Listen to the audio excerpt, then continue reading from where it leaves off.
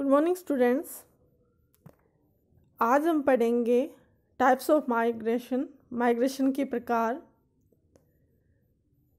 पिछली बार हमने पढ़ा था कि माइग्रेशन क्या होता है, माइग्रेशन किसे कहा जाता है या किन कारणों से लोग एक स्थान से दूसरे स्थान पे स्थानांतरित होते हैं। तो माइग्रेशन के टाइप्स पढ़ने से पहले हम देखते हैं फिर एक बार कि प्रवसन क्या होता है। किसी व्यक्ति या व्यक्तियों के समूह द्वारा स्थायी या अर्धस्थायी रूप से आवास परिवर्तन को प्रवसन कहा जाता है।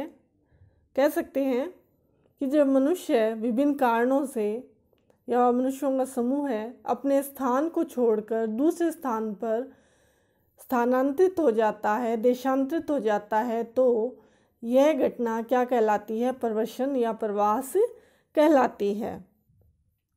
अब प्रवसन विभिन्न प्राकृतिक, आर्थिक, सामाजिक, राजनीतिक कारणों से हो सकता है। कल हमने पढ़ा था ये प्राकृतिक विपदा है या किसी रोजगार की वजह से, शिक्षा के लिए, विवाह है या अन्य किसी राजनीतिक कारण है जिसकी वजह से मनुष्य एक स्थान से दूसरे स्थान पर जाता है।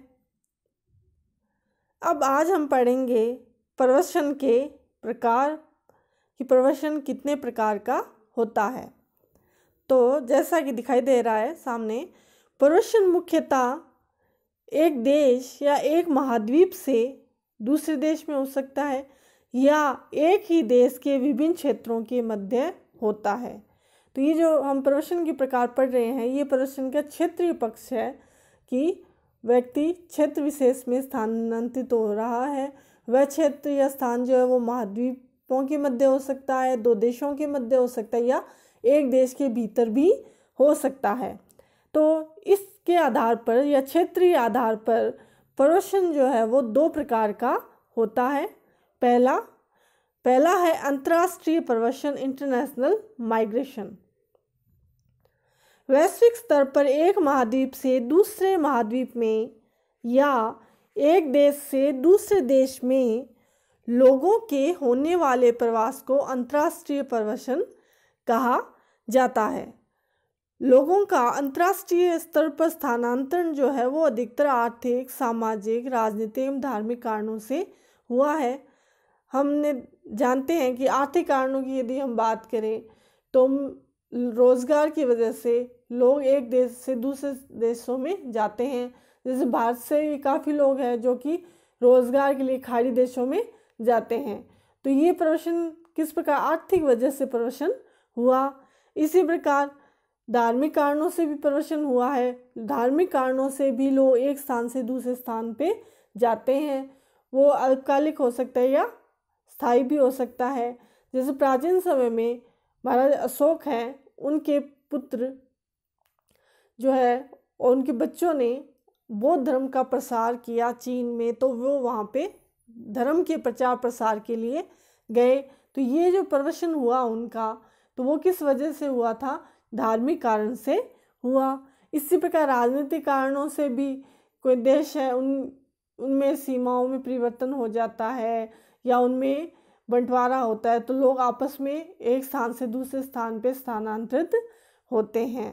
आर्थिक कारणों में हम देखते हैं यूरोपियन जो देश थे वहाँ जैसे संसाधनों पर दबाव पड़ा वैसे वैसे लोग क्या है दूसरे देशों में जहाँ पे संसाधन अधिक थे वहाँ पर स्थानांतरित हो गए। तो प्राचीन काल से वर्तमान समय तक हम देखते हैं कि मनुष्य किसी न किसी वजह से या किसी न किसी कारक से प्रभावित होकर एक देश से दूसरे देश की ओर स्थानांतरण करता रहा है। वर्तमान समय में हम देखते हैं कि अंतर्राष्ट्रीय जो स्थानांतरण है वो मुख्य रूप से रोजगार की वजह से हो रहा है। अब अगला हम देखते हैं आंतरिक प्रवसन। एक ही देश के विभिन्न राज्यों या प्रदेशों के मध्य लोगों के एक स्थान से दूसरे स्थान की ओर गमन को आंतरिक प्रवसन कहा जाता है या इसे अंतर्देशीय प्रवसन भी कहते हैं। अब आंतरिक प्रवसन जो है वो मुख्य रूप से एक राज्य या प्रांत से दूसरे प्रांत की ओर हो सकता है, जिसे हम अंतर्राज्यीय प्रवसन कहते हैं। या ये के अतिरिक्त ये भी देखा जाता है कि एक ही राज्य में एक जिले या जनपद से दूसरे जिले के मध्य ये हो सकता है, इसे कहते हैं स्थानीय प्रवसन। तो इस प्रकार एक राज्य के भीतर प्रवसन हो रहा है या दो राज्यों के मध्य प्रवसन हो रहा है, आंतरिक प्रवसन को दो भागों में बांट सकते हैं। पहला है अंतर्राज्यीय प्रवसन, दूसरा है स्थानीय प्रवसन या अंतर्राज्यीय प्रवसन। पहले हम बात करते हैं अंतरप्रांतीय प्रवसन की। एक ही देश के विभिन्न भागों के मध्य इस प्रकार का प्रवसन होता है। भारत में हम देखते हैं कि एक राज्य से दूसरे राज्य से यूपी से लोग हरियाणा की तरफ जाते हैं या राजस्थान की तरफ जाते हैं, या लोग दिल्ली चले गए और जाकर वहाँ पे बस गए हैं। इसी प्रकार राजस्थान से भी बहुत सारे लोग हैं, जैसे महाराष्ट्र चले गए, कोई गुजरात चले गए, वो वहाँ पे जाकर बस गए हैं।